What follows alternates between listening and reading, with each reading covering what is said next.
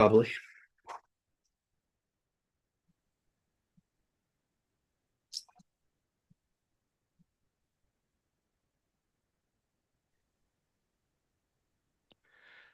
Hi, welcome to another episode of SEO Fight Club. I'm just saying hello in the YouTube chat, and I'll just remind people to ask questions early because sometimes we can't get to all of them. So if your question is at all urgent, please ask it sooner than later.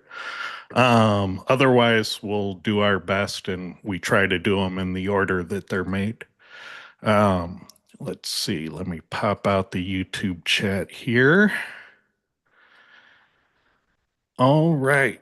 And today we have a presentation from Lee where he's going to rant and complain about SEO testing and he's going to try to convince you to not do it.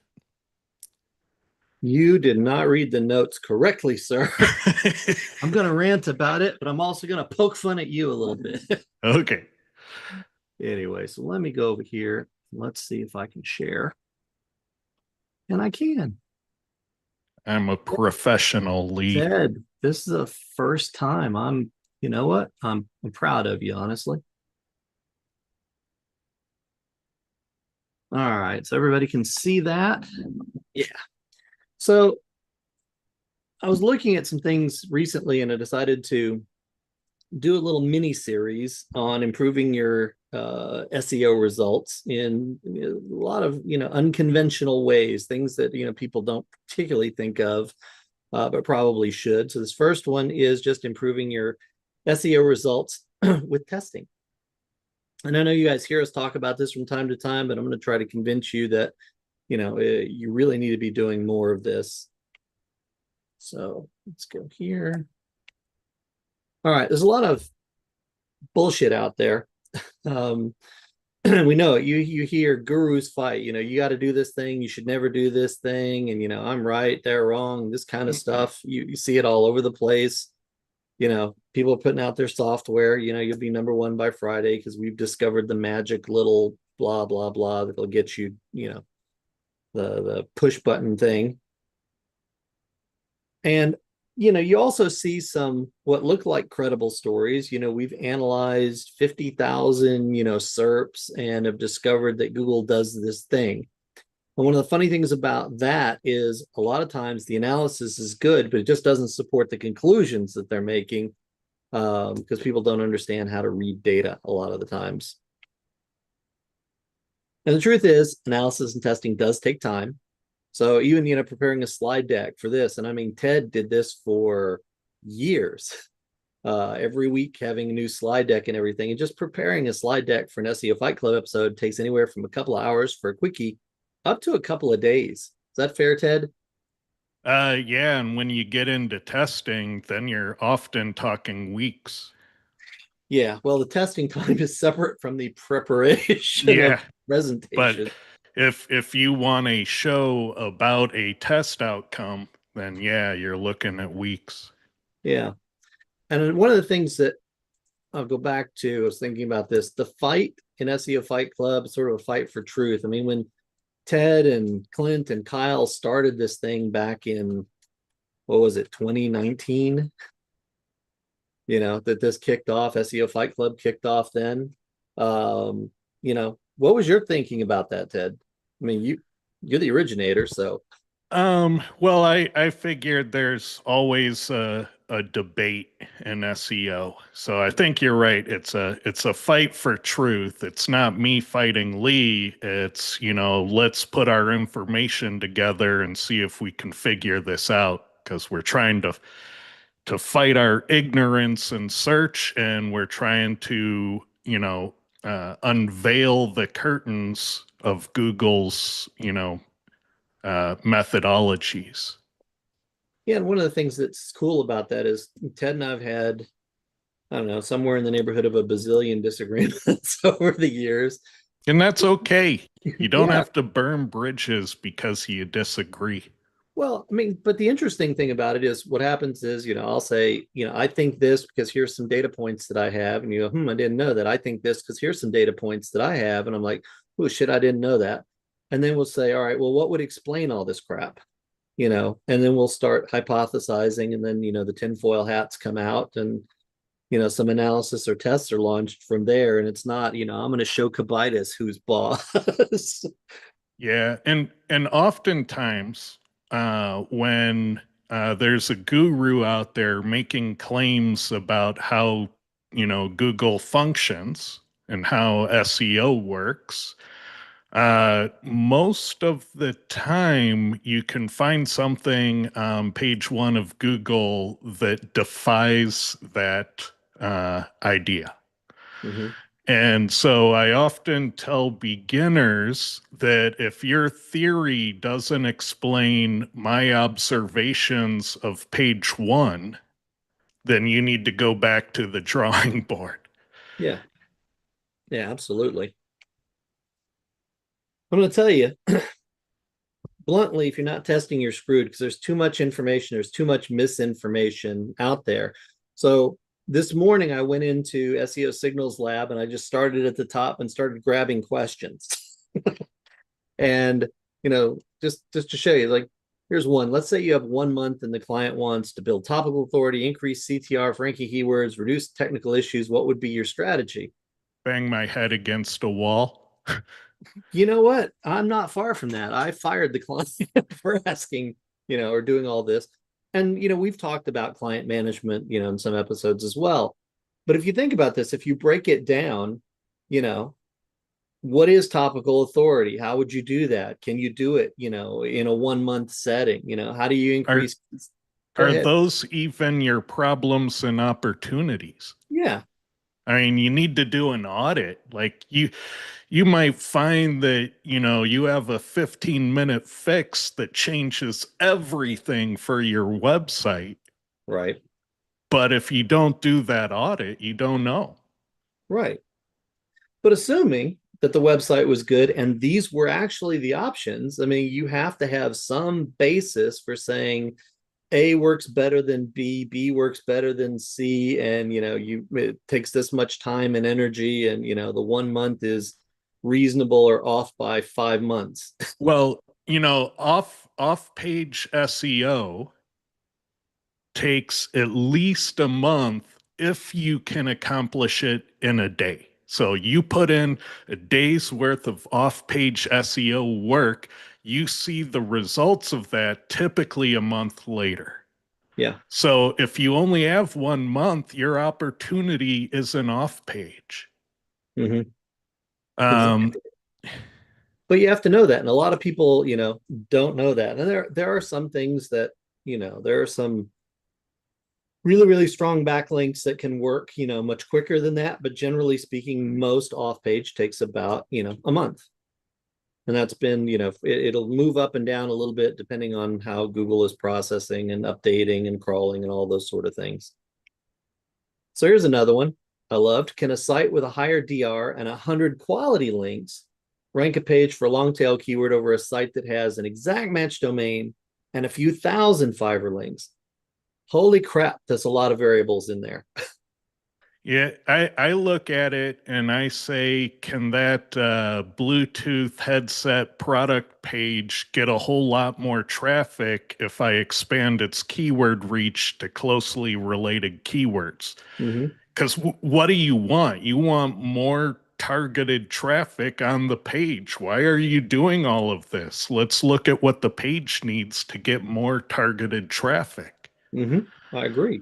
But if you're looking at this one, you've got an element of domain authority in there, an element of quality links, number of links, and exact match versus non-exact match.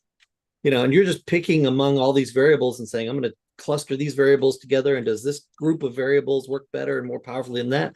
You don't even know right now if your idea of quality or the numbers or DR even matters in, this particular case. Yeah, and by the time you sort it all out, it's already Q4 and you've missed your opportunity window. Now, how many times have we seen this question, variation of it? Site.com/city/service versus site.com/city service, or variations of that. If the words are in there in any arrangement, good enough. Yes, but there are people who will, talk about this and they've got their data and they'll look at one thing or another. And there may be elements of truth, to each one of these where they might be better than the other situationally. Yeah, I've known dozens of SEOs who have spent 10 months trying to find the perfect link geometry for their siloing. And yeah, some silos are better than others, but when you look at how much time you put into it and what you're getting paid, you're well below minimum wage on that. Yeah. It's not minimum viable SEO, and that's maximum viable SEO, and Right. that's overspending. It's spending all of your profits on doing this.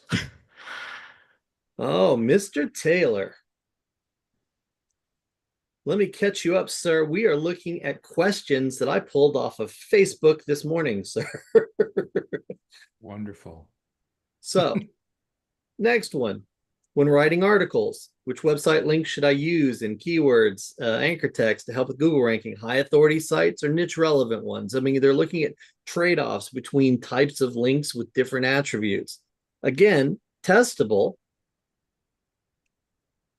And my personal favorite, I just signed my first local SEO client using WordPress and Divi. What are the best tools I should use for local SEO and SEO? This pisses me off. You I took was just going to me, say this one drives me crazy. It's like I just yeah, signed a client. What do I do? It's like you fucking fraud. That's my answer to you. Get out of the industry. You make us all look bad. Don't make promises that you can't keep. Holy crap. I hate that. This one used to drive Honey absolutely up a wall. So if you're competing against people who are testing, you're in a losing battle in a lot of different ways. So we look at something like link effectiveness, cloud links, web 20s, press releases, PBNs. I mean, you hear they're all dead, or this used to work, or that works, or works a particular way. I know some people that know the answers to this. You hear about city pages or neighborhood pages. A lot of people have theories about this. Very, very few have data. Very few have good data on this. I know a guy that's spending a lot of time working on, headless browsers versus regular browsers and signed in versus not signed in. You know, you got anything to say about that, Mr. Kubaitis? They're different. So for example, ever since Google required JavaScript to see the search results, all the SEO tools go through APIs that use headless browsers, headless Chrome specifically. Uh, but the vast majority of traffic at Google is mobile devices, and like 96% of that traffic is logged in Google users. And the search results for headless Chrome and logged in users are different. Mhm. So the question, I wonder about is, are we doing SEO for tools to see how they rank versus other tools doing searches? Is that what we're playing, or do we want to get in front of human beings? And how are we doing in that contest? Yeah. And And I was going to say, once this tool is out, there will be a whole lot of testing and analysis that goes on. And I am certain, because there are differences in the results, that there will be competitive advantage found in there. And not yep, everybody will have it, but testers will. yeah, and I'm no longer a fan of ordinal rank position and rank trackers. I'm number 4. I'd much rather know the pixel height from the top of the page where the result was, because you sort everything by its pixel height. And now you know if you're above the fold, below the fold, and how much crap is above you, and what does that mean for the opportunity of that keyword. And so right now, I think most people are SEOing keywords that aren't worth SEOing. And some of them, if you look at the logged in users, it's all ads. Yeah. Like you get organic results above the fold if you're headless Chrome, but you get 4 big ads if it's a logged in Google user. That keyword should go straight to AdWords. You shouldn't even waste time on it if you want human traffic. Right. AEO. Man, there is so much. This is the soup du jour. This is the thing that's out there that everybody has got the courses, the PDFs, software is coming out and in development. And most of what I've seen is crap. There's some good things out there, but most of what I've seen is just utter crap. And people are buying it up by the truckload. And it's unfortunate. Um, the other thing is once you have a body of tested knowledge, updates don't impact you. Testers read about Google updates. All the smartest SEOs I know that are testing and constantly refining their craft don't know that there's a Google update going on until they log into a Facebook group and hear people bitching or somebody post, well, shit, here it goes. Something along those lines triggers it off. Because when you have a solid SEO framework, you really don't get affected by the updates. And this is one that we've talked about on this show before. If you fall during an update or rise during an update, your SEO's got a hole in it. You guys want to say anything about that? Yeah, because basically, when that happens, if you went down, you're missing something, right? But if you went up, you were missing something, but the new algorithm has focused on other things. But you still have that you were missing something. So when that something comes back into play, you're still missing it. So in the future, you can expect to go down. And when you find your factor deficits and you fix them, yeah, you tend to just ride through and you don't see any wild ups and downs. Right. There are always exceptions. I know there are various cases where people got hit algorithmically for something Google was targeting. But in general, the vast majority of these updates don't cause my sites to swing. And they shouldn't cause your sites to swing either. Mm-hmm. Charles, you have anything to add to that? Or Yeah, I was just going to add that what I've found a lot is often sites will be doing something that they know they shouldn't be doing or they know can cause Google problems, but it doesn't cause Google problem right this second. So like, we'll just do it anyways. I have a client who took a little hit about a month ago, a little over a month ago, and I know what the problem is. I know they're blocking Googlebot a little bit. I know it's their interstitials, and I know all they have to do is make a change to have it to be user based on user interaction. And they won't do it because they're worried about losing emails. I'm like, you're losing traffic right this second. You've been losing traffic. Yeah. And it's like, well, it's always worked before. It's like, yes, it has always worked. We've gotten away with it, but it's not just because we got away with it doesn't mean, it's going to work forever. You have to follow the best practices, make sure all your deficits, if you can get away with a deficit, that's fine, but that'll eventually catch up to you, like Ted was just saying. Yeah. Also, if I can go back, I'm sorry, if I can go back 2 slides. Yeah, so here so these questions about, hey, do cloud pages links? What about Web 2.0? What about press release? What about PBN? What about city pages? Often I have found that when people ask these questions, they're looking for a silver bullet. They're looking for the one thing they have to do, and then they don't have to do anything else. And I would say there are different tools I use for different reasons. I've got tools that I would never, ever point to a client site, but I use them because I use them for other purposes. I know Brian Cotto does that a lot. He uses tools for unintended purposes. And I've been trying to do that more and more. And there are times you'll use a press release. There's times you use a PBN. There's times you might use a cloud page. It's not that there's one thing, okay, this one thing gets you ranked. Like that question a couple slides ago where I just got a client, what do I do? And this is kind of an extension, I would say, on a lot of these, on that question. It's like, okay, well, what one thing do I have to do to the site? It's like, no, there's not one thing. It's Yeah. everything. And if you look at things like these AI, the AI overviews and whatnot, and ranking of the LLMs, and there's all, oh, we have to do this, and we have to do this, and we have to do this. And when I hear all the things that people talk about needing to do, my first thought is, honestly, we should have been doing all that stuff for years. It's just Google's algorithm was basic and or lazy, so we were able to get lazy and do one or two things and rank, and then forget about all the different factors, and just forget about just marketing in general, just good online marketing.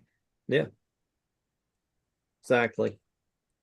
So non-testers, this is the thing, and I see this both in, the Facebook groups, but also in talking to people, on webinars or, live at conferences, things like that.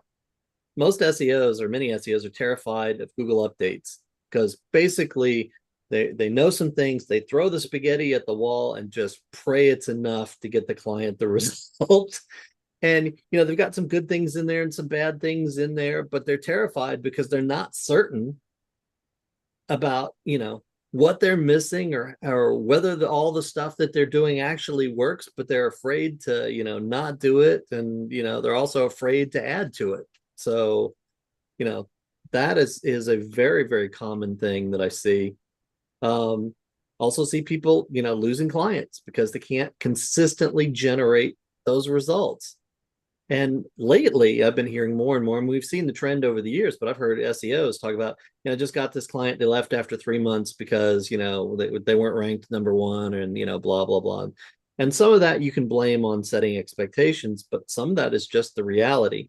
People are impatient to get those results. And if you can't get them for them, they're going to go somewhere else. And I find that fascinating because that's what, independent consultants and agency SEOs are contending with. But when I was an in-house SEO, I would think of my strategy in terms of quarters and years. And I couldn't pull off the results I pulled off in under a year. We were trying to have all of page one and half of page two for 250,000 keywords, and we pulled it off for about 50,000 of them. And so that ended up being worth about $65 million in $40 average carts. Mm-hmm.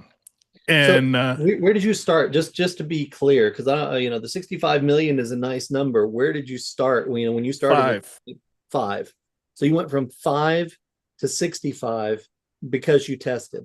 Yeah, but it took me 7 years to figure out how to dominate all of page one and half of page two for that many keywords. Like, Rome wasn't built in a day. And, we always drift. SEO will let the company drift in a better direction. But it's like a big barge, and if you have to turn the barge, man, it does not turn quickly. No. It can sink quickly, but it does not turn quickly. Yep. I see people spending just hours reading posts in SEO groups, or buying the courses, or, looking at the video that their friend sent them. That's the explanation for everything. I mean, there's a lot that we're trying to do to get our hands around this stuff. And, it really does. It sucks if you feel like you don't know what you're doing. And that when you really talk to people and you get honest with it, that's where a lot of SEOs are. They don't know. And they know they don't know, and they're just scared of being, exposed by a Google update. Yeah, and one more point on the part I was saying. Sure. most consultant SEOs and agency SEOs, they don't mention to their clients that, hey, you've given me 3 months to compete with businesses that have in-house SEOs that are going to execute a strategy over years. So you're counting on me to do in 3 months what they get to do in, 10 quarters. Mhm. So it's kind of an unfair contest, and you have to realize what you're up against. And yeah, the demanding that you can beat the in-house SEO with a 3 month engagement, man, that's a lot of wishful thinking. But a lot of times now, like we'll just use Quora, for example. You can run a quick Quora report and see a bunch of different things and get an idea of, not only the potential client, but also, the competition that's up there. So Yeah, you're and gonna, if it's a small client, if you're trying to bump 1 to 5 pages, that's great. But most businesses want to do a lot more than that. oh yeah, I mean they do, but it gives you an idea in terms of, um, if you're looking at, I want to rank for mesothelioma, the sites that are on page one have a very, very different SEO profile than if I want to rank for, Plumber Seattle or something along those lines. And Yeah, and they also have a 20-year head start on the link building. There's yeah, no 3 month contract unless it's very black hat that can compete with that. right. So I tell people you need to test more. And the things that I hear, well, A/B testing software is expensive. I don't have any A/B testing software. I haven't had any A/B testing software for over 2 decades back when I worked in direct marketing and database marketing. Yeah, you can't do A/B testing until you've mastered A testing. Exactly. I don't have time or dev or a technical team. Most of the shit that we do does not require any of that. Now, there's some people like Ted does some fun things, that he can do because he's really good with JavaScript and some other things. But most of the stuff that's done out there in the testing groups, the people that I hang out with, doesn't require any of that stuff. And I don't have time. I was like, that's weak. That's weak because everybody I know has taken, the time and they've started to build time for testing in. And as you get the results and start to roll it in, you get faster at ranking your sites or your client's sites. And that creates more time where you can do, more testing and just get really, a whole lot better at it. Yeah, it's like I don't have time. All right, so you don't have time to figure out what works efficiently. So instead, you're going to do everything and not know what worked. Yeah. And that's even more time wasted. Yeah. And it's continuous because there's not going to be a change to that. So I'll tell you, start with a simple idea because I truly believe that anybody can do this stuff. Used to teach people how to test this stuff, and I would tell them if you can copy paste, you can test, and it's absolutely true. Um, some of the funny things that I'll tell it in a little bit. Everybody sees this, they think hypothesis, and they start to think about scientists and lab coats and things like that. And, oh God, I was never very good at science in school or whatever it is. Look, just if I do this thing, I think this other thing's going to happen. Classic example, if you use more than 4% keyword density, Google's gonna get you. Yeah. Yeah. If I take Google, keyword density on a page above 4%, it's going to get de-indexed. If I build, this type of link, my page is going to move up 20 positions. Whatever it is, call your shot up front. And this is the most important thing. This is the difference between professionals and amateurs. Professionals will call their shot up front and then just gladly tell you, I was fucking wrong. Amateurs will sit there and sort of test a thing with an idea in mind and then try to fit the narrative to make them look smart, back like you were in middle school science when you had to do your science fair project and every fucking hypothesis is confirmed by the experiment. That's just not the way you do it. And then just test your idea on several pages across domains. That's all there is to it ultimately. With most things, that is all you need to do. And it's not hard to do. It's not hard to set up. On-page shit's the easiest stuff to test, and you get your answers really quickly. If I take the keyword density above 4%, so do it, get the page recrawled, submit it in Search Console, make sure that Google comes and crawls the damn thing, and watch. Does it go up, down, disappear? What happens? And if you do that on a few pages, you'll have your answer. The greatest incarnation of test your idea on several pages across several domains. I stumbled into this. It's just, if you kind of do basic scientific method, you stumble into this. The client had 15 stores. So I tested on the little store, and when I found something good, I recommended it for the other 14. Mm-hmm. And every time I did that, I would blow their minds. I get double-digit growth. They thought I had the Midas touch. They didn't need to know about all the other things that didn't work. I only ever had to communicate the things I thought would work after testing. Oh, yeah. And I think the thing with testing is everybody, they think they have to be perfect. I mess up tests all the time. But when you mess up a test, you always end up learning something. Rarely the thing you thought you were going to learn, but you always learn something new. And you're like, huh, that's interesting. Like every time I run a test, I come up with my biggest problem is every time I run a test, I come up with like 10 other test ideas and 10 other variations. Like, okay, what else could I do? And oh, I didn't realize this, and now I got to do this, and now I should do this. And then I'll show Lee and Ted, and they'll say, oh, that was a horrible test for these 5 reasons, and you didn't really prove what you thought you were going to prove. But you did show this, and that's part of the process. And I'd rather spend my time doing that than reading SEO blogs or Facebook posts about SEO or Twitter or LinkedIn, because I won't get any information out of those. I'll just get a bunch of flimsy hypotheses. There was one that you did recently that is not published, and the data will remain proprietary to Mr. Taylor, but Charles had this crazy freaking idea.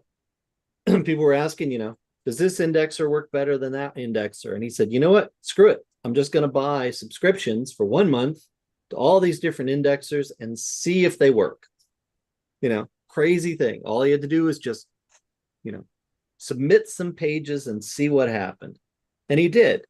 And I can tell you that he learned some things about which indexers work and don't work, which was the objective. But he also learned some things about Google in the process. Which he's not going to talk about ever. and that whole thing took me deeper into log files and getting a better understanding of what's happening and then understanding the difference between does crawling versus indexing and okay, well, if Google crawls, does it see all the links on the page? Like it went and it spidered into so many different directions, and I don't have every answer yet. And I never will, but that's the fun with testing. And how much more information am I going to get out of that than listening to John Mueller drone on for 30 minutes about who knows what and knowing that it's not really going to help me. Is it fair to say, Charles, that now you have a method for getting, if you have a bunch of links that you want crawled, you have a method that gets them crawled, fairly quickly? And yeah. Like I always find it humorous. People are like, how do I get my links found? How do I get my links found? I'm like, that part's the easy part. That's yeah. I can get Google finding stuff, no problem.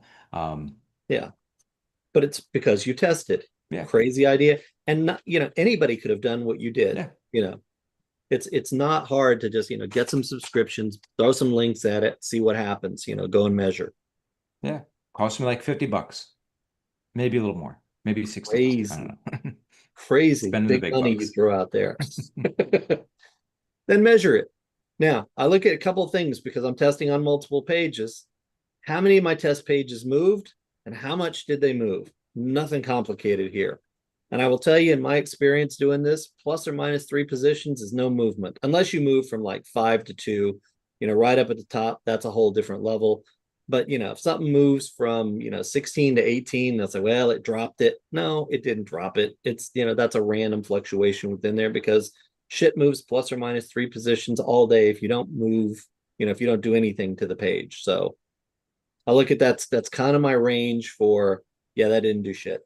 And if you're testing on a live site, like with the little store, then you want to look at the rankings, but you also want to look at the site entries from Google Organic. Because you might do something that did a 10x on the traffic, but didn't move the ranking. Mm-hmm. Yeah, and the measurement here starts with, your theory.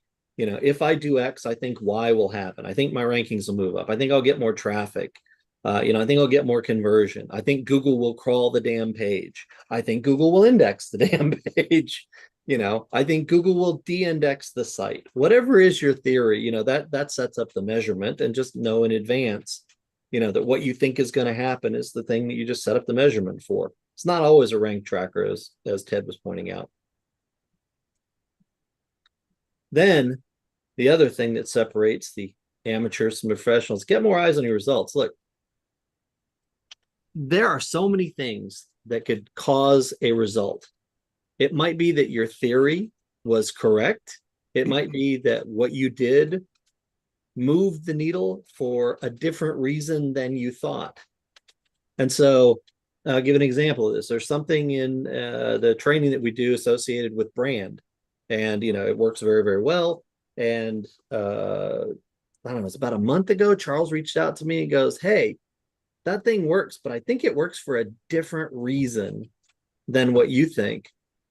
And I was like, Charles, are you questioning me? No, I wasn't. Charles, are you questioning me? I was like, well, let me see your data. Let me hear your thoughts. Let's go. And then, next thing you know, there's other tests going on to try to figure out, if we were right or wrong about the mechanism, and what else can we learn to make it more powerful. So, the what else could have caused this result? There's always those things.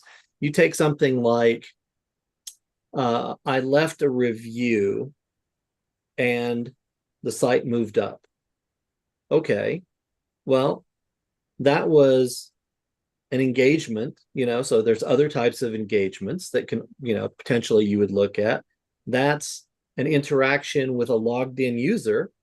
That's a whole thing that could have moved it up. It's not necessarily the thing that you think it might be, but it might be other factors as well. And other people can do it. Like Charles was saying earlier, look at something and Ted will say, hey, that's 5 things. There's 5 other reasons there, or you didn't control for this, this, or this. It's like, well, shit, that's a problem. Yeah, about 2 years ago, I started working on a product that I was really excited about. I was going to call it Index Doctor, and it was going to diagnose why my page isn't indexed. And I started making that software, and I got to about 300 measurable things that would cause a page to not be indexed, when I realized that there were going to be tens of thousands of these.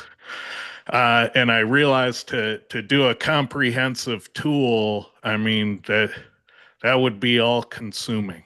Mm-hmm. So for example, one of the reasons why you might not be indexed, and this is a real case, I actually had to solve this one.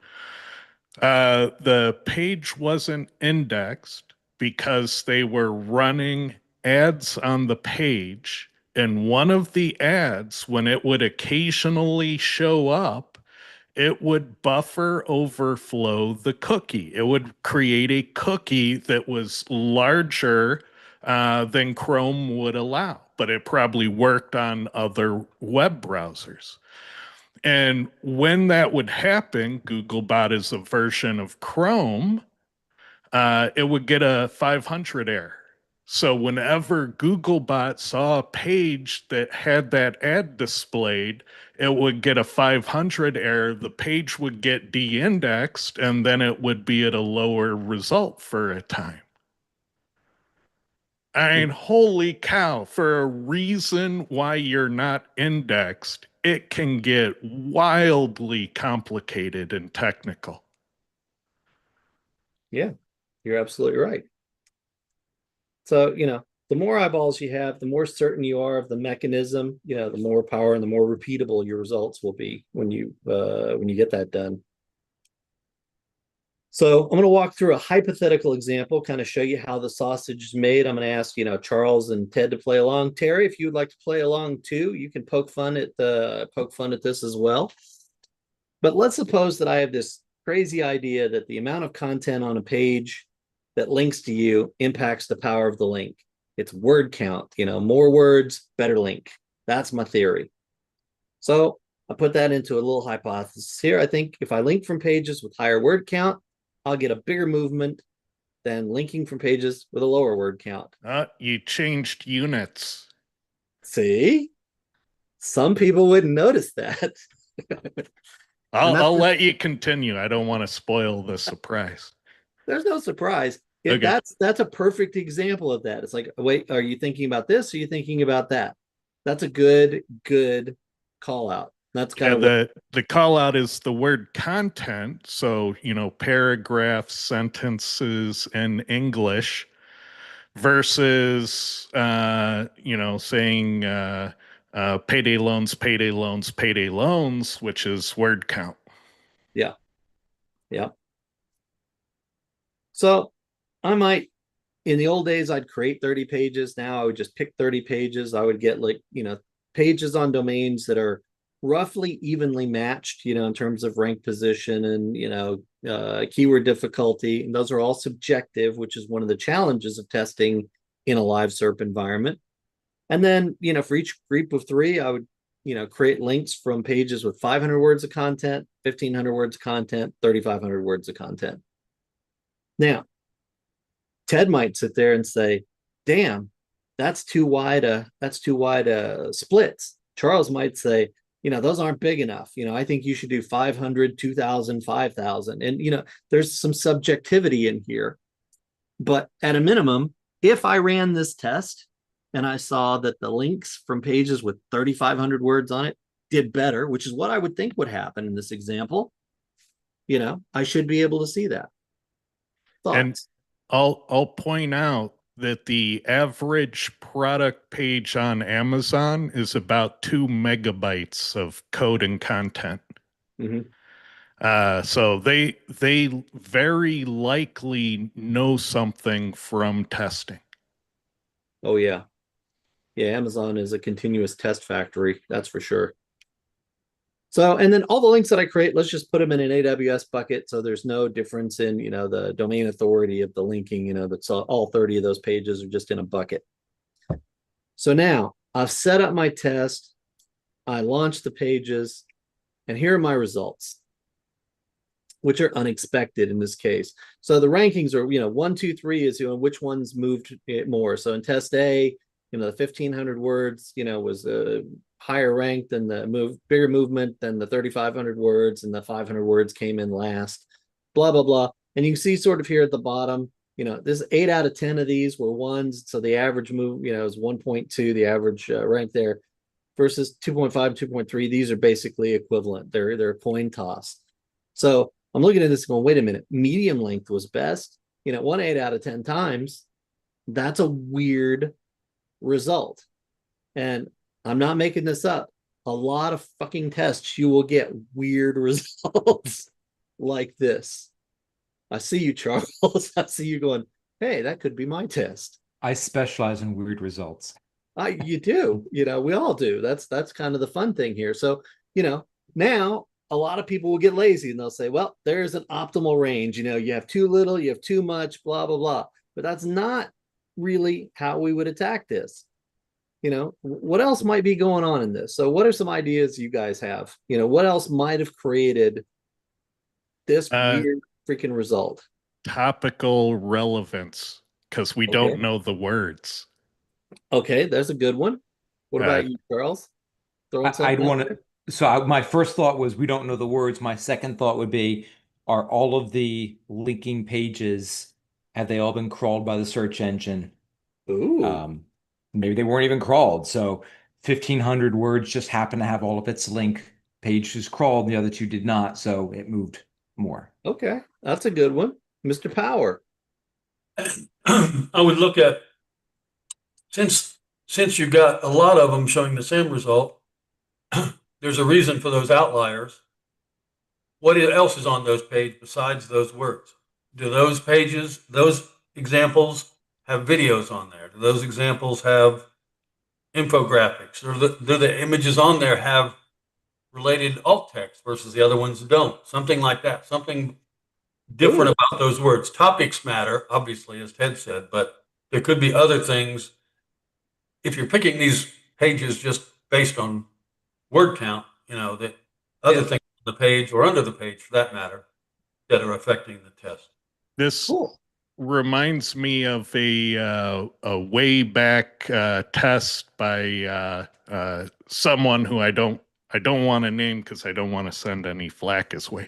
But he was using random alpha for his content. And what he didn't realize is that his random alpha system randomly rolled some real words. And the one of the words he rolled was sex. And that one like shot to the top. Ooh. Even add traffic. So you heard it here first. Add sex to every page. Rank number 1.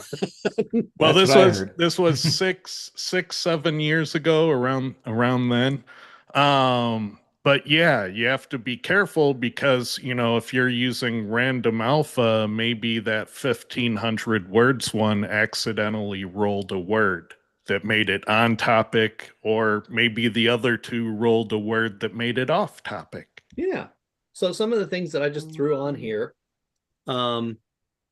is, keyword density might be different. You guys kind of mentioned topical, this, that, or the other. So keyword density on the linking pages might be different, because if I used Claude to randomly write all these 30 articles and stuff like that, sometimes the keyword density might be different on the pages just randomly. And that might explain the differences in ranking right there. The order of submission or order of crawl. Charles went to the crawl, but Ted has some, experience in the past, as do I, with the order of submission making a difference. You want to say anything about that, Ted? Yeah. I figured out at one point in time, I don't know if it's still true because I haven't repeated the test and this particular test in about 2 years. But when you perfectly isolate the most variables you can isolate in your test pages, they just kind of would randomly fluctuate. All right. So you'd run the query and it's like rolling the dice. All right. But then there came a point where that stopped happening. And when you perfectly isolated all of your variables, they would show up in submission order. Yeah. And so you have to submit your tests in a way that you've documented and know that won't spoil the result of the test. You have to find the submission order that's a control case submission order of the pages. Yeah. And it was interesting because I think you found in your test that, the first one you submitted was the one. And I think years prior in a test that I did, it was the most recent ones. The last one I submitted was the one that appeared at the top because it was the freshest, so there was different factors at play, even in, just simple test pages. Yep. Topical drift, the longer article could have wandered off, otherwise it might have won more. And, the power of the test page, I randomly picked these pages, but, somebody in the chat had mentioned internal linking. Like, I just picked these pages and said, hey, they're kind of ranking the same place, but they might have different internal linking coming to them. And when I hit it with an external link, they would have reacted differently because of the interactions, on the page. So there's a lot of reasons here. And so we would have to do more tests. We come up with we'd investigate these things and say, all right, these things we can eliminate, these things we can't. Let's do this again and try to control for those things. And as Charles said, the well is endless on something like that. And if you do testing, one of the recent things we kind of figured out and have to cope with is that you have to have entities on a page. So if you have no entities, Google rejects the page. So the purely random alpha pages, extremely difficult to test without any entities. So Exactly. put sex on them. Yeah. Unless That's one entity that could skew a test. if you kept that One one more entity entity than the other consistent across all pages. your text pages, there, they'd be fine. Here's the other thing: testers share with other testers. Now, I'm going to share a little funny story about the day that I met Charles. So, Charles and I met at a conference. It was spring training, and we had heard that this SEO is big enterprise SEO, and it's from Fox was going to be there, and we're like, oh man, enterprise guys coming here. You don't see that very often. And so it was the first night, and everybody's out and having cocktails and hors d'oeuvres and stuff like that. And Ted and I were talking, and he said, "Oh, there's Charles over there. He's the one from Fox." So we walked over and we were talking. There was a group of us, just talking, introducing, just shooting the shit like you do at conferences. And then at one moment, people walked away to grab additional beverage or additional hors d'oeuvres or whatever. And Charles leaned into me and he goes, "I've been testing some really interesting things." I'm like, "Okay, what do you got?" And that happens so often where testers will share with other testers because there's just naturally an exchange of information, and it's very valuable to do that. And knowing what testers are testing different things. I know people that are testing LLM stuff and AEO stuff and YouTube stuff and link stuff, and you name it. I probably know somebody that's testing in that arena, and they'll share information with you if you share information with them. And I guarantee no one person knows it all. No, absolutely not. So you that Rolodex of people is really, really helpful. And testers also collaborate on ideas. I mean, Charles and I were talking about this thing. He had a crazy thing that he showed me when he started down, for example, his indexation stuff. And I was like, damn, I got to jump in there. I'll test this, you test that. And, we were just like trying to figure it out together because it was an interesting set of problems that we were both looking to solve or looking to get more insight into. Yeah.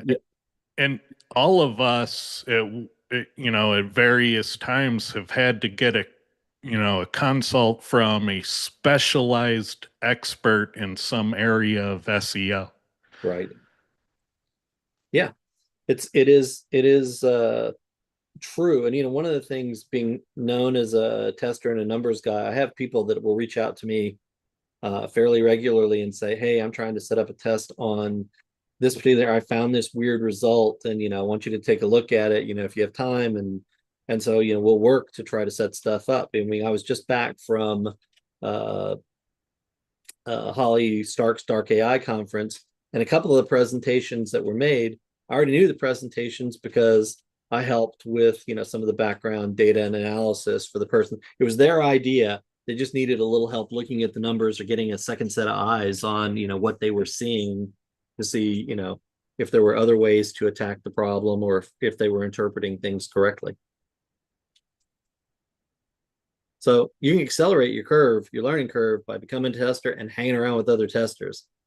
And I don't know, Charles, in your background, how many testers did you used to hang around, and how many nerds do you have now?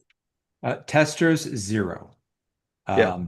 Without taking over here first, I'll just give a quick origin story with testing. I had gotten to the point years ago, probably almost 10 years ago, where I was ready to give up SEO. I said, I don't think we're doing anything. There were too many times I was having sites. Sometimes I worked for an e-commerce company. We had 12 different sites. And at any point in time, 4 or 5 were doing great, 4 or 5 were doing okay, and 2 or 3 of them were doing horribly. And the problem was it was me and my strategy for all of them, my same team, the same CMS. And so I started to decide, well, maybe maybe I'm not doing anything. And I guess the universe wanted to keep me in SEO because it was around that time that I had found, I guess that was right after Kyle Ruth did his very first presentation about testing. And, it was kind of, it was almost evangelical moment where I'm like, oh, that's how you know what you know. And that was my question. How do you know what you know? And you don't unless you test things. I saw a post on LinkedIn where Gary from Google made a comment about some things help with indexing, some things help with crawling. And I thought, that's wonderful. I'd like to test all those things now because I don't trust some, some infographic that came off of LinkedIn because it could be right, it could be wrong. And I might learn something completely different as I'm messing around too. And that last example you mentioned, that statement is true. Gary was honest, and it took a test from Terry Samuels that was repeated by Clint Butler for me to figure out that what Gary said there was true. Mm-hmm. And so, yeah, it takes testers, and sometimes it even takes a village of testers. Yeah, it does. So I'm gonna tell everybody, So, start testing. You can either be the guy on the left, or the guy on the right. Not a problem there. It's your choice. And I'll tell you, if you don't spend the time necessary to learn your profession, I mean, we're supposed to be professional SEOs here. You're always going to be stuck. You're always going to be, guessing, trying some things, and looking at the latest video, asking questions in the latest group. I love the fact that, every so often I'll say something to Charles and he goes, I love you, I believe you, but I'm going to go test that. It's like, test away. Let's see if it still holds. I don't mind at all, those sort of things, because one of the things that happens is if you start listening to the gurus and you test what they say, you go and apply it and see what happens, you learn very quickly who you can listen to and who's full of shit. And well, and you also learn that they can both be right. So like Terry Samuels says that verbose, keyword rich, relevant schema, very critical to ranking. Absolutely true. So much so that he proved you can rank a page with nothing but schema. And then you get another top SEO like Jordan Pierce, who says, schema's full of crap. I rank pages all the time without it. And it's true. He does. And what they're really, they're not in conflict. What they're really telling you is that there's multiple ways to the top. In fact, there's a lot of different ways to the top. And so oftentimes when you see the infighting between gurus, it could very well be a case that they're both correct. Yeah. If you believe that Google has 200 ranking factors, we know there's way more, but the idea they have 200 ranking factors, we can all get our points in very different ways and still be competitive and still rank stuff. So, tested knowledge gives you the predictable, repeatable, update-proof rankings. I always love that sort of thing. And I'll tell you, start with the simple things you always wanted to know.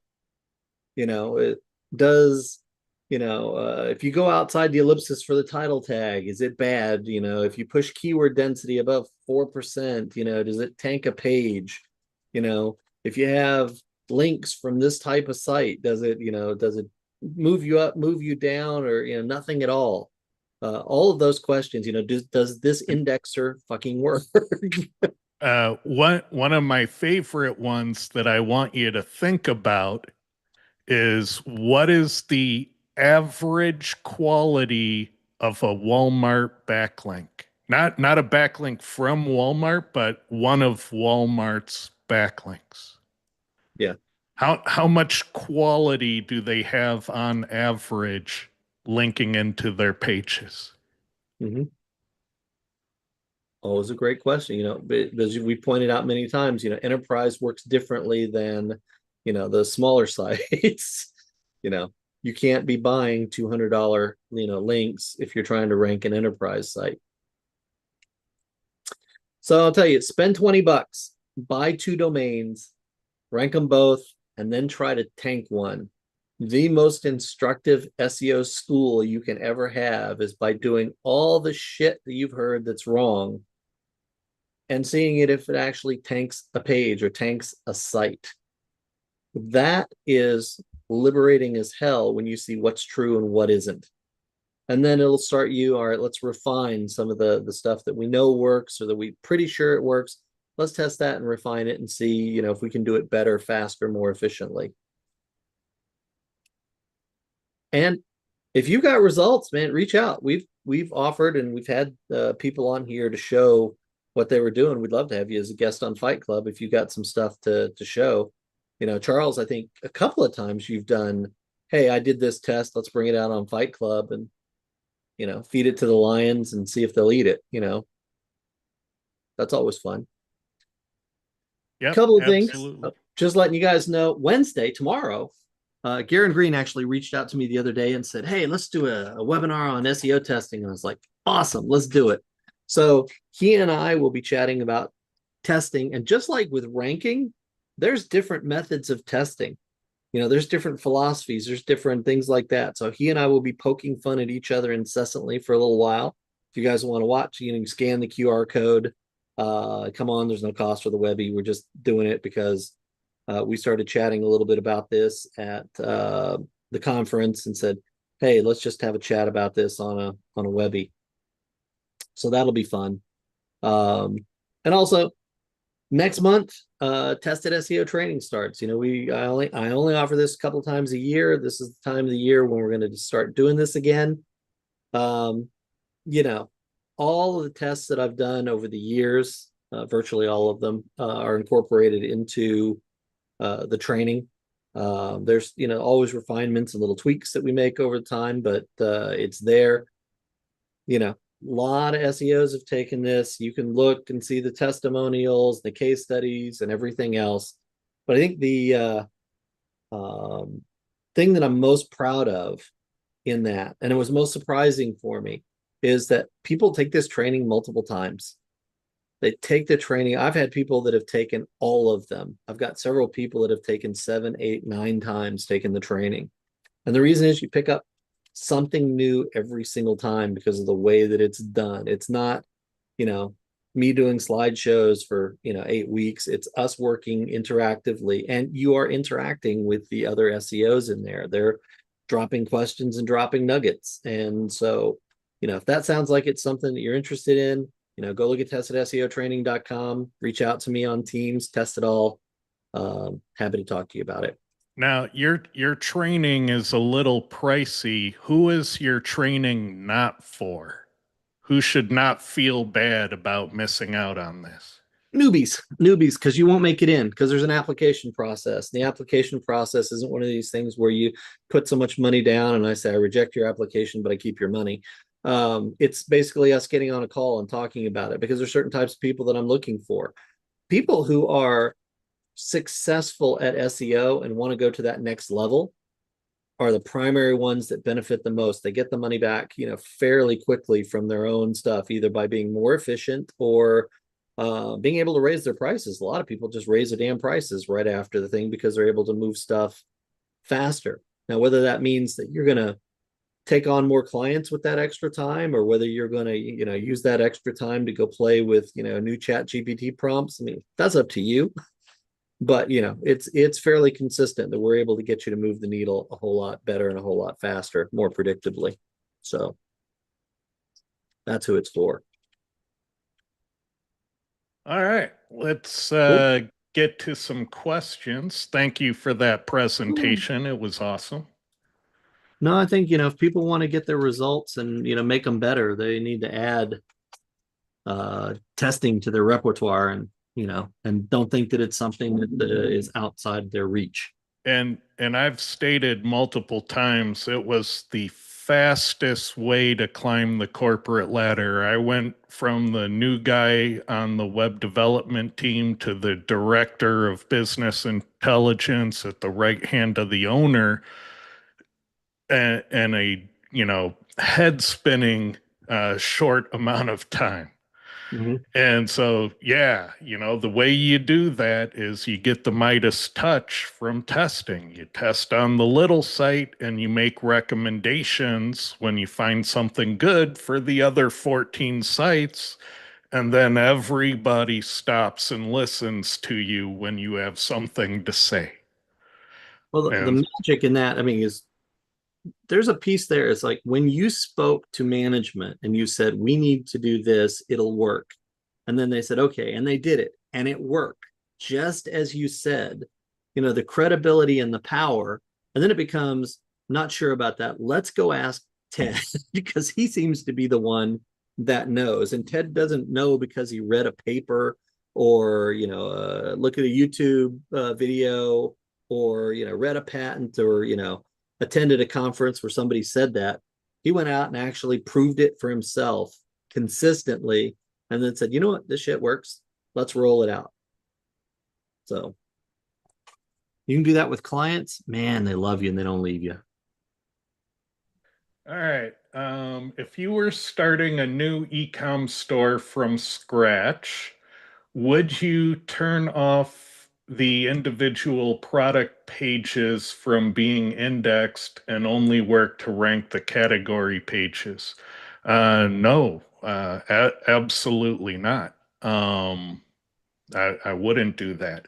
There are some things about the architecture of the e-com store. Like if I personally was going to get back into e-com, I would kind of do it the e-com 2.0 way, where you go deep in a product you know can sell, and the photo sells the product, and then you take that to TikTok and you sell through a deep amount of inventory. And your biggest problem is how soon can you get more in stock? Because that way your startup costs for doing e-com is very low.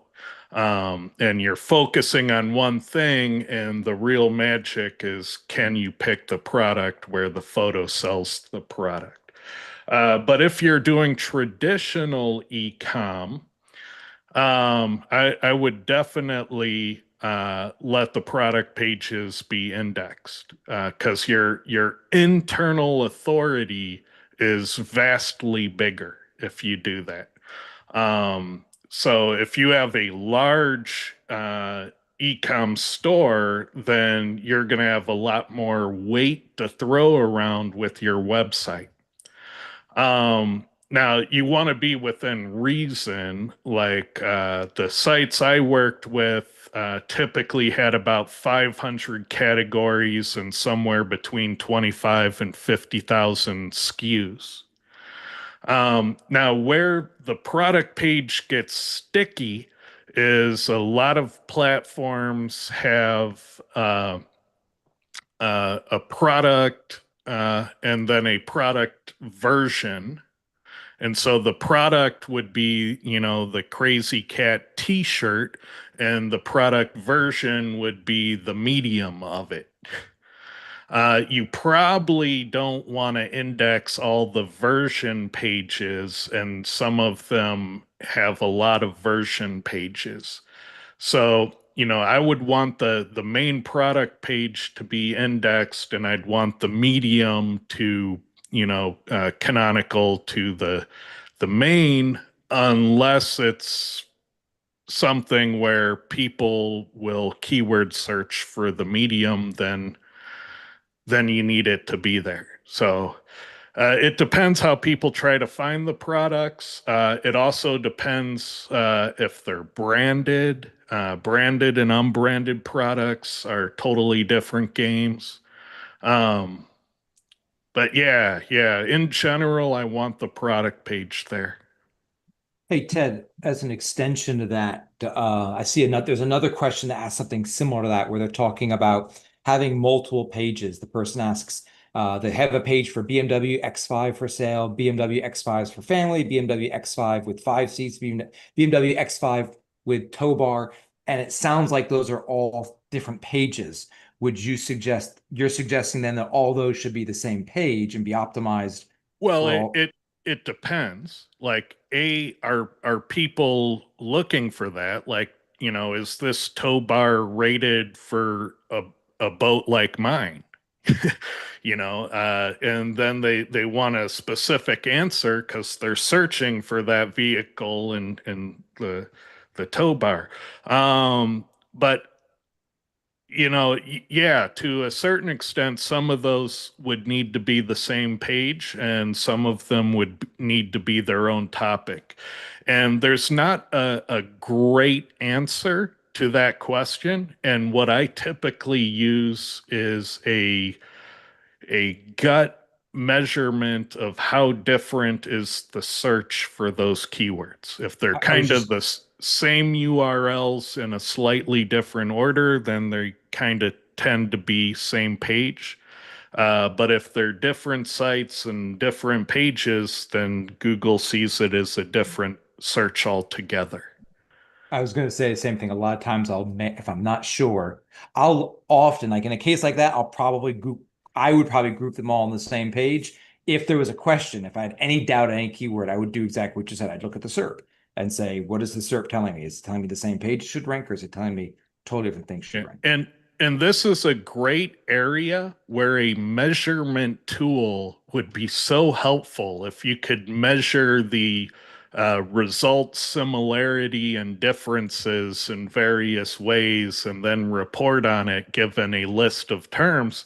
I think that's a tool that would probably sell well. So if you're out there and you're a tool developer and you're looking for something quick and easy to build, that's a neat tool. Let's see. Let's see. Tested a URL manually, requested indexing in Search Console, but it says quota exceeded. Yeah, in Search Console, they only give you what, 15 a day? Yeah, it's like 10, but sometimes it'll say that when it's just glitching. So, if you've exceeded your quota, yes, but if this was your first one, that's a glitch. Just come back in a few hours. It usually Yeah, and solves. And if you typically have more than the quota every day, my recommendation is make a index page of the ones you want visited and submit that, because then it'll crawl through that index page. And you could have 500 links on that index page. The other way is to do sitemaps, but sitemaps are painfully slow, for me at least. And probably both is a good idea. Let's see.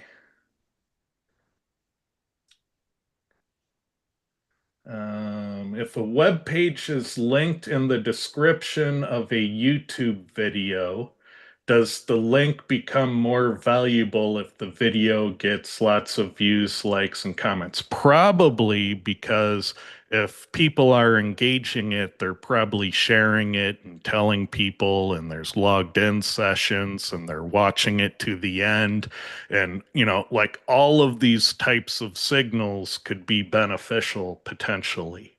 So obviously, if you got a link from something popular, that's going to have different signals than if you had a link from a dead page nobody knows about. Yeah, I'm going to say that I just recently, very, very recently, did a talk about SEO testing. And that's one right there that's a really easy test to set up. You can set up a couple of different pages, a couple of different videos. The videos can be just, random garbage with, a bunch of cats on it and something like that. Set up a couple of them. One of them boost the views and the interactions. The other one don't, and see if that, makes a difference in terms of the page that it's pointed to.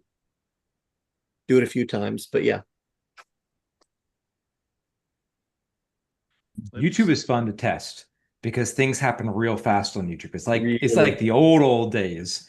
I went down a whole rabbit hole a couple months ago about testing factors in YouTube because I'd heard so many things. Oh, this helps you rank, and this helps you rank, and this helps you rank. And I tested 20 different factors at least. Ran the test a couple different times, and I was surprised by the results. That's all I'm going to say.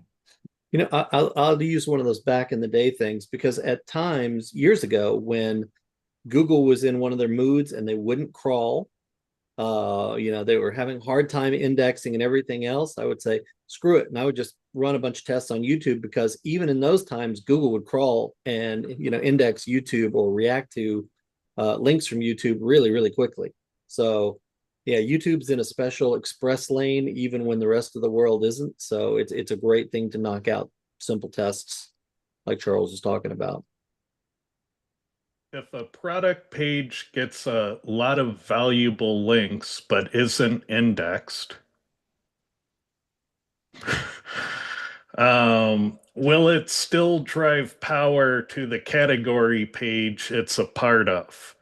Well, yes. And the way you should think about it is like buckshot from a shotgun. So most of the authority lands on the page that's being linked to, but some of that authority spreads out to the pages that page links to. And so you can expect there to be, kind of this shotgun effect of getting an area of the site. And usually it's a lot broader than just the parent category, because Google will, give some of the authority to your top nav and your primary nav and your content links.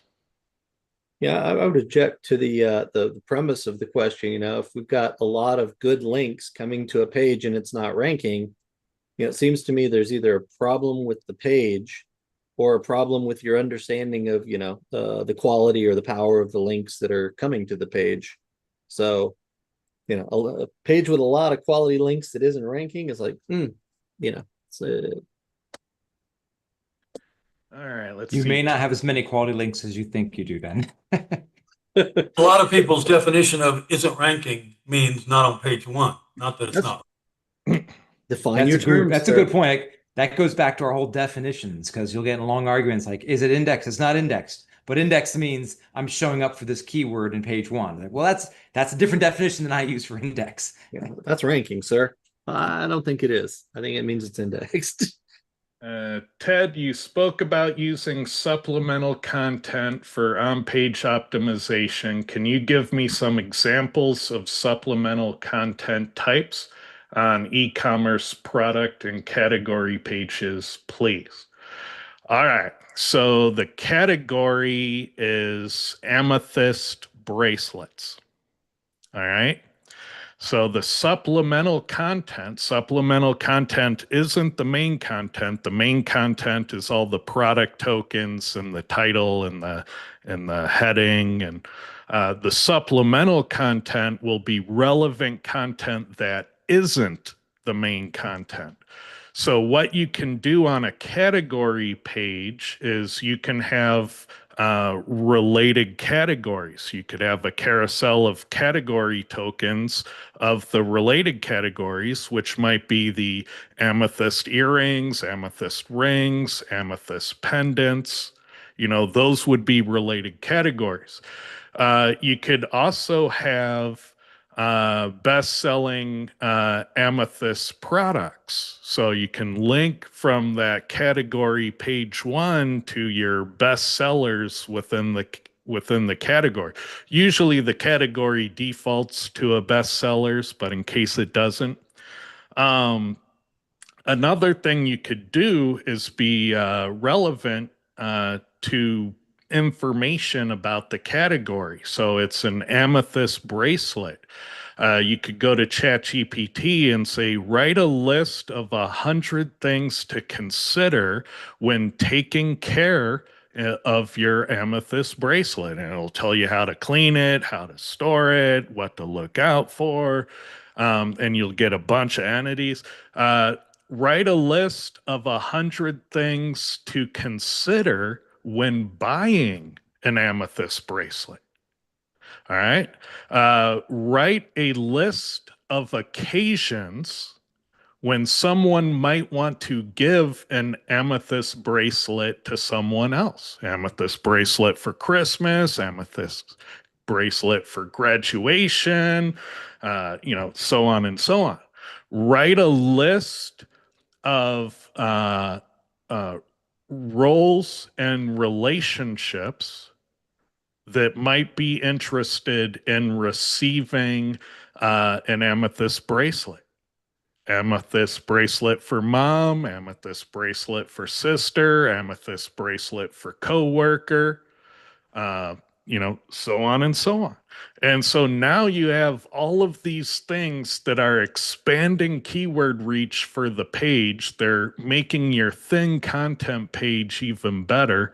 Um, and yeah, you're getting all these entities and relevant information about what the page is about. And you can, in many cases, rank the entire page from the supplemental content down by the footer.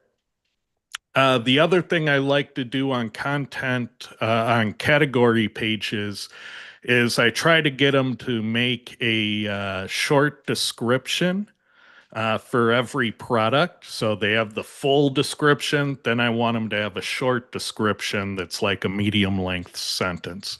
And then on the category pages, if you hover the product, it'll show you the short description.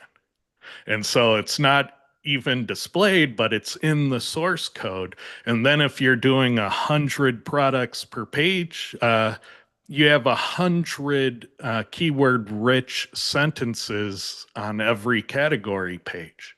How awesome is that? And with product pages, you got to think about the nature of the product. So if it's a puppy dog coffee mug, you want you want a carousel of other puppy dog coffee mugs because it might not be the exact one they want. You want other puppy themed products. You want other animal themed mugs. You want best sellers. You probably would want pairs well with, and might pair well with the the tea prep set. Stuff like that you want to think about and you can still do the supplemental content with AI on the product, but it really depends on the product. So if it's a specific model of a brand of something, it'll have its own specifications and pros and cons versus the other models of the same type of thing. And so you can get into different kinds of supplemental content like that. One of the easy ones, like for Bluetooth headsets, was, write a list of all the games a Bluetooth wireless headset might be good for. Best wireless headset for Minecraft, best wireless headset for Call of Duty. Because now you're getting into things that competitors aren't targeting that people are searching for. Mhm. And so, and a lot of these things may not change the ranking. What they'll change is the amount of organic traffic, targeted traffic you're getting from search. So you have to look at both rankings and site entries from Google Organic. Any other thoughts on that? No, I think the keyword reach is an interesting one because there are certain things that you can do to a page, and you go in Search Console, and it used to be ranking for, 53 keywords. Now it's ranking for 97, or getting impressions for 97 keywords, and maybe, ranking and getting traffic from a whole load of them. So the keyword breadth for for a page can also drive additional traffic, even if your primary keyword doesn't move at all. Let's see. Question from a previous episode where the client has 2,000 indexable category pages and 8,000 non-indexable category pages. I have questions. The URLs are non-indexable by choice. The developer created them to show products, for example, BMW X5 for sale, BMW X5 for families. Okay, so they're kind of like landing pages. They're almost AdWords ad landing pages. This is what I was referencing when you had the other question about when you Yeah, mentioned talk about yeah. variations. Yeah. Some keywords had search volumes, but most did not. Yeah, that's kind of the problem. The ones that don't, you'd want to do that test to see if they were similar enough and then put them onto the same page, because maybe combined all of them together makes it a good page. All right, let's see. And in general, I don't like working on pages that target a word that has no volume. I think that's lose-lose for everyone. Um, but I want to know that there's no volume, so I want to see the traffic stats for the page. So organic site entries from Google. So Important. Ted, I'm going to disagree slightly with the words with no volume.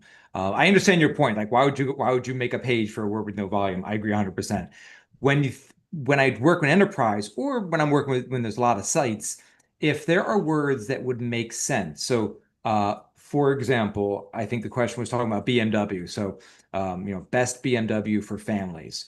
That might not be a keyword that a lot of people type in, but if I'm an auto dealer and I have a bunch of different kinds of cars, I might make sure that that's an FAQ someplace on the bottom, or it's just that word someplace on the page because I'm going after the long term and really I'm talking about trying to get that relevance in there too.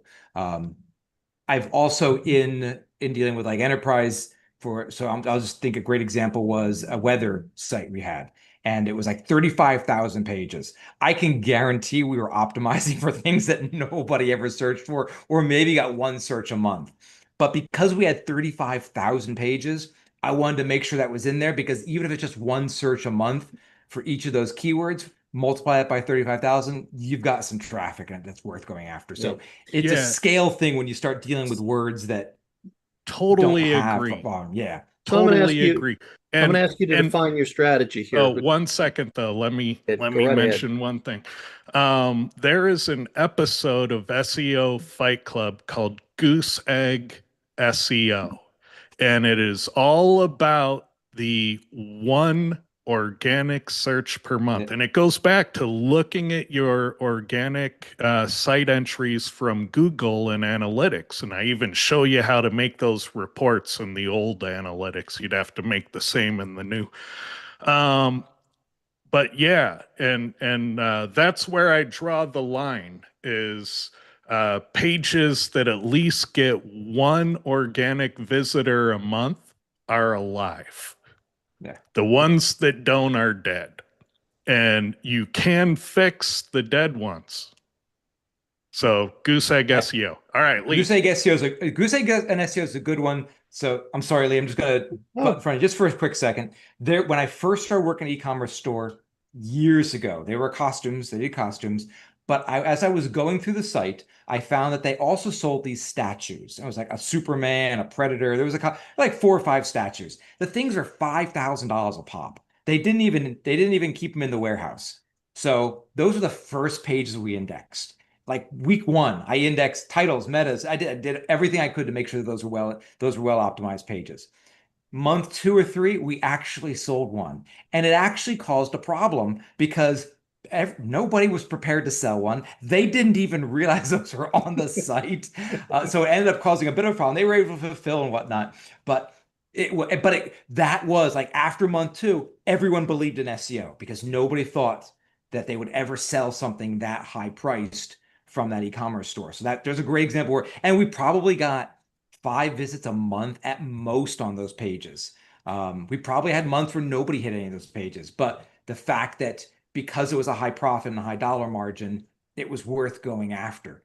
Yeah. So sorry, Lee, I'll let you jump in. No, you're fine. I think what I heard you both say, because I'm going to refer it back to the question, what I heard you both say, if I heard you correctly, was that each one of you use a strategy of putting those long tails somewhere on the page or under the page or something like that. The best, Xbox wireless headset for Call of Duty, or, the best BMW, fry for families or whatever. You get it somewhere on the page. But I think one of the questions in the strategy is, okay, do I create just hundreds or thousands of these separate pages to go do that? And I think I hear both of you kind of saying, nah, don't do that. Yeah, correct. I agree. Yeah, And I there's a also wouldn't limit. create a separate page for a keyword that has no search volume. I'd want that keyword to be part of another page. Yeah. If the keyword is, I want to build a page, Ted Kubaitis is awesome. All right, well, I can build that page, but if no one's searching for it, even though they should be, but if no one's searching for I'll it, search. there's no purpose in making that page. I'd rather put that optimization on his bio page so that in the off chance someone ever types it, it also helps inform the LLMs too. But Yeah, and names of things matter.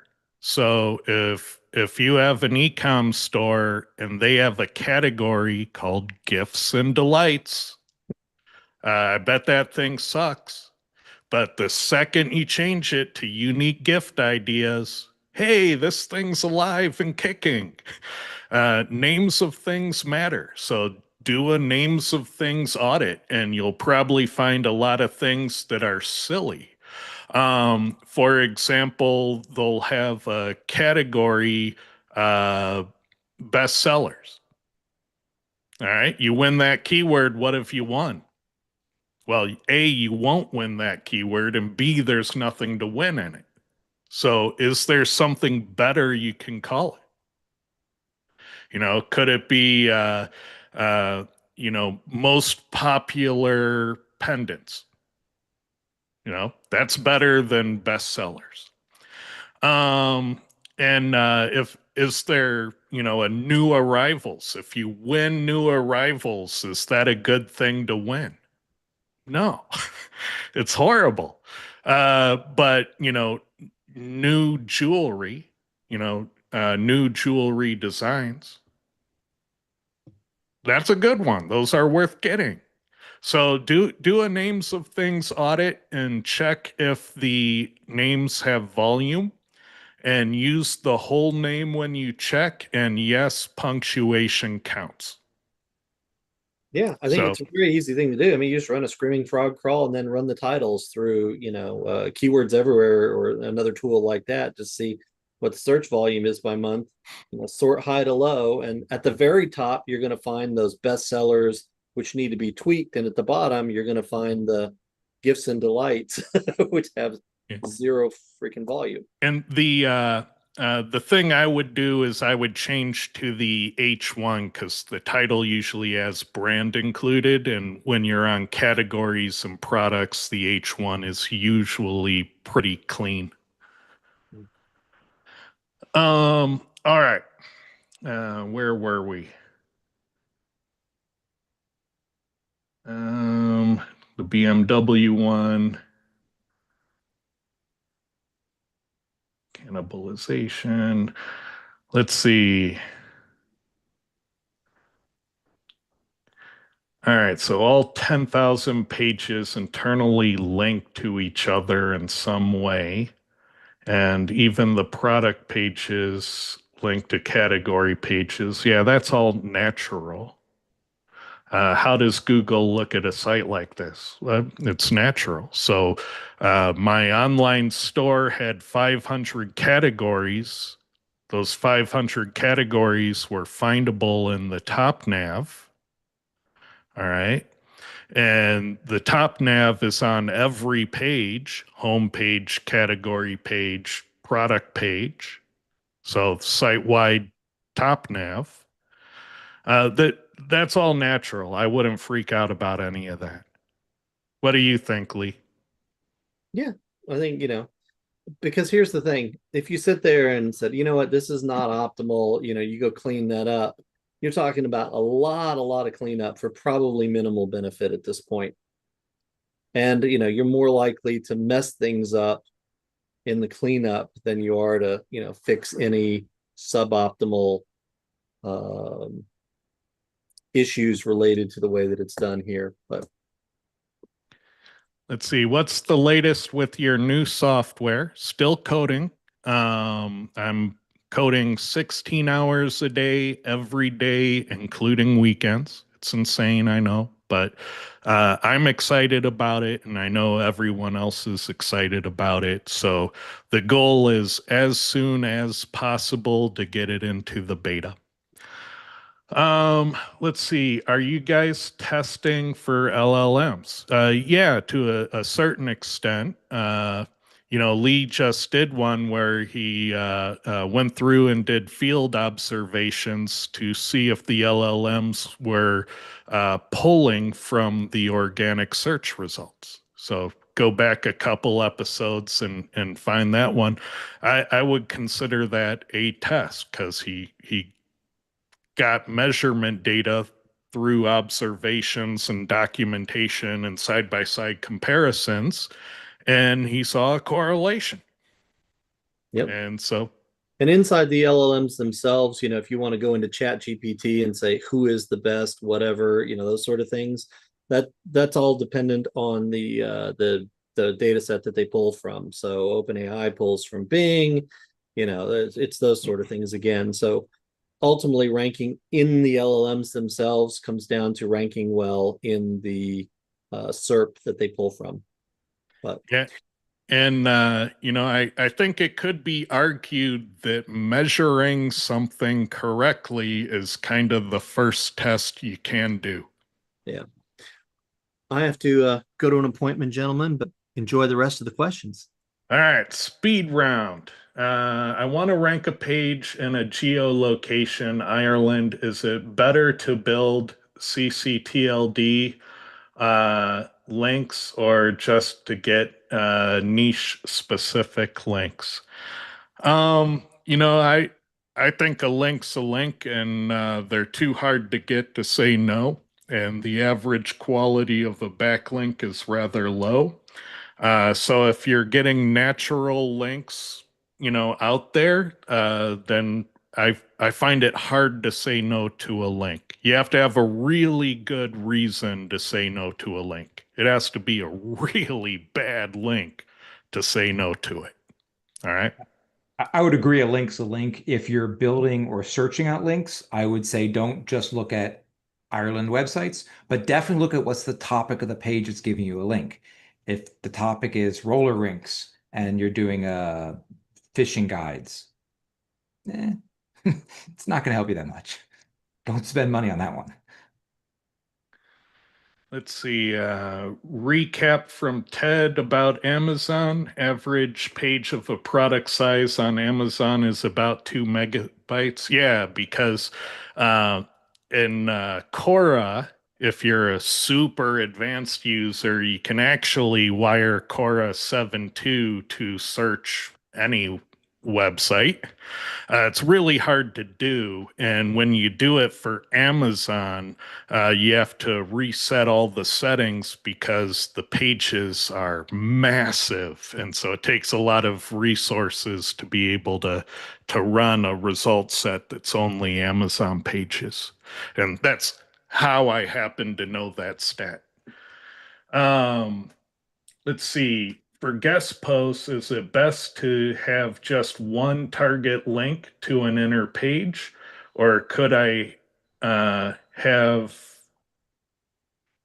to both a home page and an inner page? I think that's getting into link geometry. I'd say if you have something that's worked for you, stick with it.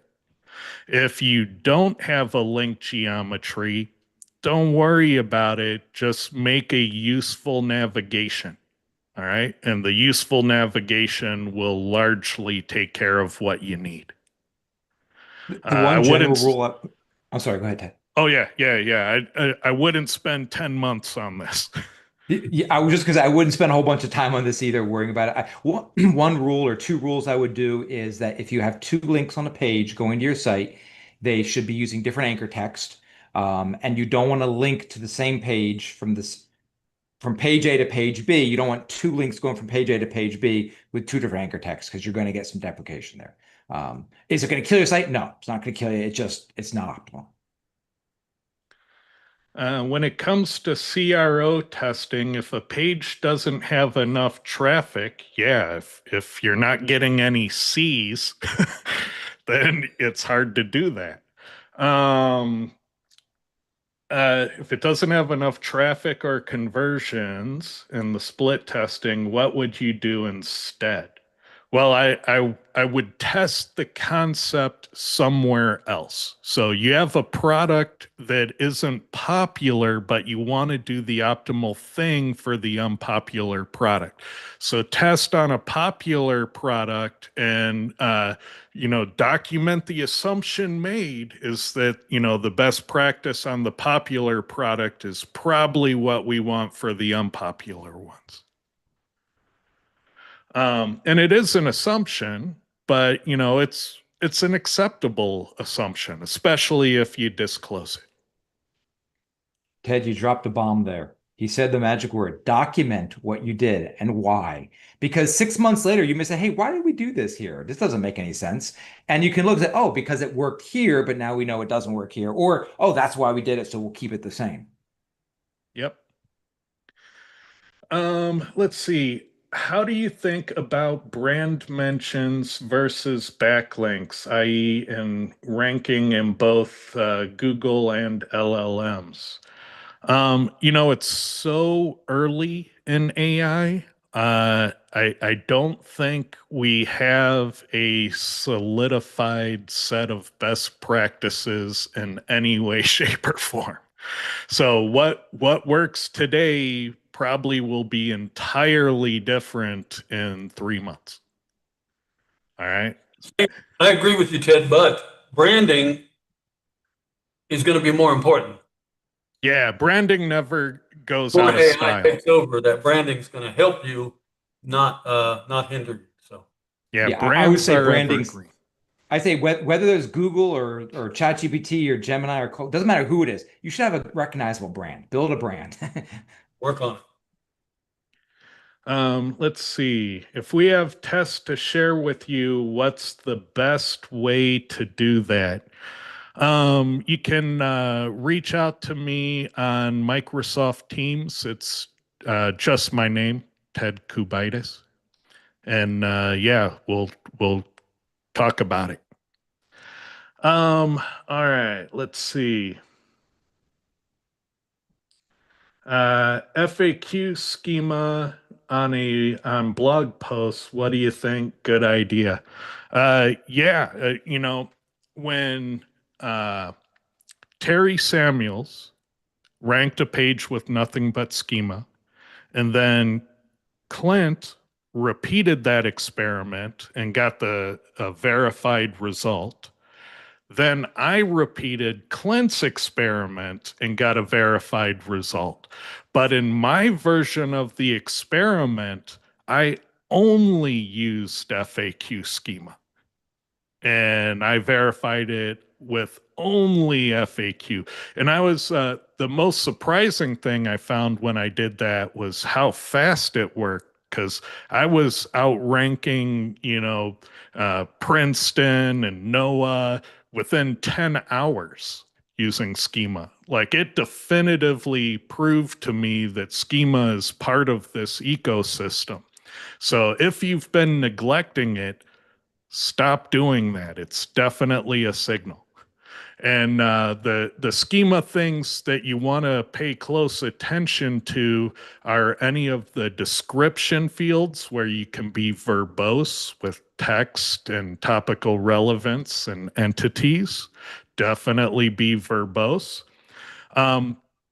You also want the schema text to match the keywords and entities you're saying on page, because that's really how it works. It's not the schema by itself, but it's the pairing of schema with words that are visible on page.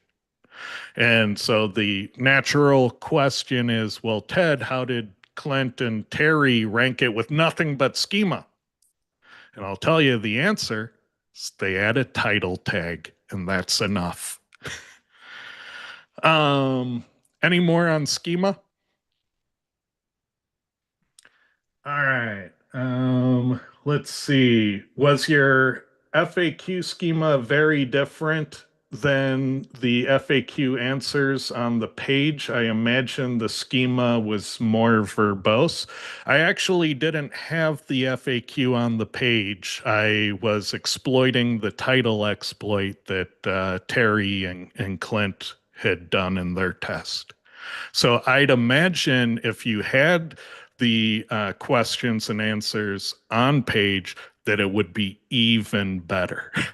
Because you want your text in your schema to match the words at least. It doesn't have to match the exact text, but you want the important words in the schema to be somewhere on the page.